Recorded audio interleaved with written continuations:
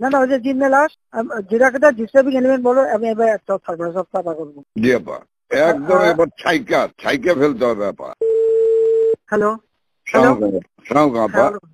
বলো কি? ওই যে তালিকাটা তৈরি করতে বলছেন, একটা তালিকা তৈরি করছি, রেডি হয়ে গেছে। আমি আপনার কাছে আজকে হ্যান্ড ওভার করবো, আপনি পিএমও থেকে ফেরার সময়, বুঝলে? হ্যাঁ ঠিক আছে। আর আপা একটা বিষয় একটু বলি, আমু ভাই 14 দলের মিটিং ডাকছে তার বাসায়, তো আমি যাব, আমাকে যেতে বলছে।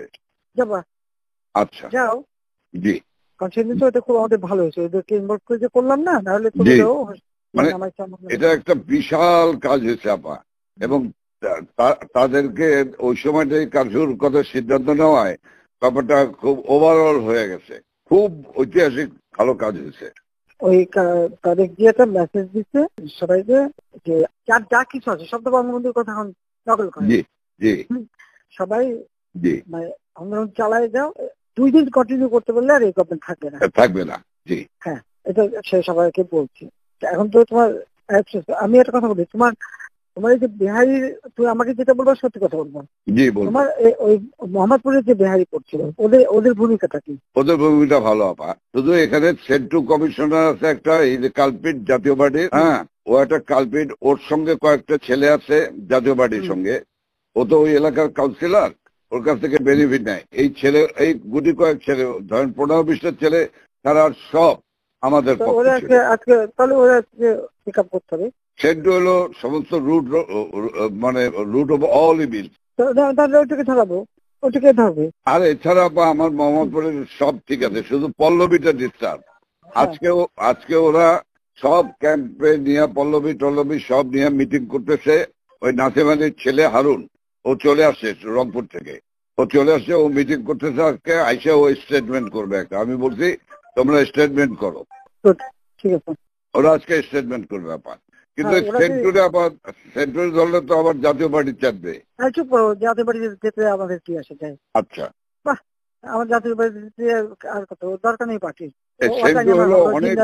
না না, ওই যে জিন্না লাশ, আমি বলেছি যেটা ডিস্টার্বিং এলিমেন্ট বলো, আমি এবার সব থাকবো না, সব সাফা করবো। জি আপা, একদম এবার ছাইকা ফেলতে হবে আপা। আমি তো বলছি ওই যে কুইল বস্তিতে সবগুলি যে ওখানে ঠুসে ওখানে থাকে, তোমার এই বিহারি বস্তিতে থাকে, আমার কিছুই নেই, সব জায়গায় একটু সার্চ করো। জি আপা, সার্চ করা। জি আপা, ব্লক রেড করতে হবে, চিরুনি অভিযান, সেটাই চলতেছে এখন, সেটা চলতেছে, কিন্তু শেষ আছে। জি আপা, আমি ওইটা খবর নিয়ে আজমের কাছে খবর নিয়ে আমি আপনাকে জানাচ্ছি। শব্দ ডিস্ট্রিক্টে নাই, হ্যাঁ তুমি আমাকে ওইটা জানাবো, এটা খুব দরকার। হ্যাঁ জি আপা। আচ্ছা জি আপা, ওই আজকে কি ঢাকায় সব জায়গায় মিছিল, কার্যকরী শিথিলের সময় মিছিল করার নির্দেশ দিচ্ছেন? না মিছিল না, যদি ওরা নামে টামে, আমাদেরও প্রেজেন্সটা থাকা দরকার ওইভাবে।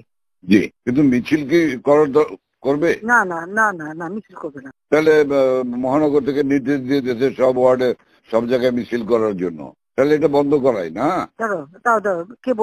ওদেরকে কে বলছে মিছিল করতে? ওদেরকে মহানগর থেকে বলছে। মহানগর কে বলছে? তো মহানগরে কেউ না কেউ বলছে তো। জি জি, সেটা একটু জিজ্ঞেস করো তো। জি আমি জিজ্ঞাসা করছি, আমাকে মোহাম্মদপুর থেকে ফোন করলো, মোহাম্মদপুর আদাবর থেকে যে আমাদের মিছিল করা অর্ডার করেছে, উত্তর থেকে ভোলার কাদের ফোন করছে। ভোলার কাদের তো একটা মিথ্যে কথা, ওর কথা কই না তো, ও খালি। জি আপা, জি আপা, ওটা কেন না, ও সবসময় কিন্তু মিথ্যে কথা কয়। আবার তাহলে আমি একটু খবর নিয়ে আমি মির্জা আজমকে জিজ্ঞাসা করি।